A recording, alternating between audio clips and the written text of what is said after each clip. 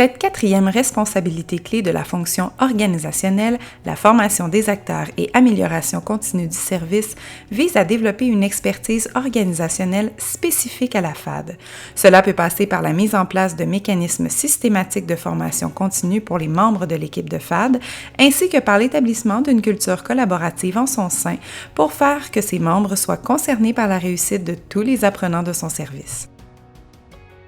La formation continue en FAD offerte aux enseignants peut être identique à celle des autres modes de formation ou plus spécifique à la FAD. Lorsqu'un soutien spécifique à la FAD est offert, il peut provenir d'une décision des enseignants, comme équipe, ou d'une orientation du service de FAD dans un but d'amélioration et d'harmonisation des pratiques. Ce soutien peut prendre différentes formes: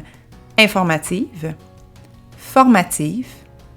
ou plus dirigé en termes de développement professionnel avec un suivi à la demande ou selon une fréquence précise. Les rencontres d'équipe peuvent aider à identifier des problématiques ou des besoins ponctuels, à trouver des solutions et à en faire le suivi pour une amélioration continue du service. Les possibilités suivantes peuvent exister isolément ou de façon combinée. Des rencontres matières, des rencontres de supervision individuelle, une direction adjointe présente pendant les heures de FAD ou des rencontres FAD systématiques et planifiées. L'amélioration continue du service implique aussi le portrait de la réussite des apprenants grâce à des rapports statistiques générés à partir de données compilées, le questionnement et la recherche-action, c'est-à-dire que la direction permet à l'équipe de FAD de devenir apprenante en développant l'interdépendance de ses membres par une approche collaborative.